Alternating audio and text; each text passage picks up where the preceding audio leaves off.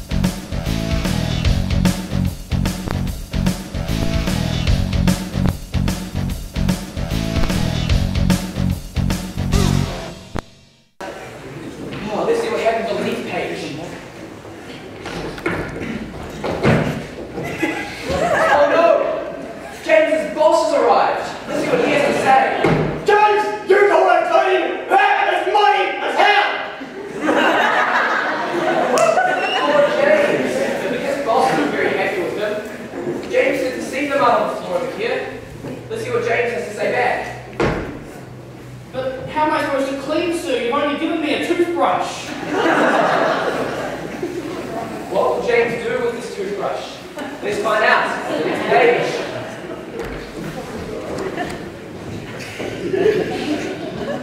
Oh no, look at this here. James's boss's boss has arrived. And what is James's boss's boss doing? He looks like he's very angry with James's boss. What does James's boss have to say to James's boss's boss? I'm sorry, sir. He's been working for 6 days. Oh, if we look over here, we can see that miraculously this mud has disappeared. Let's see what James has been doing with his toothbrush. Look at that technique. He's been using his own natural cleaning fluid to clean it up. Well done, James. Let's see what happens to James's boss.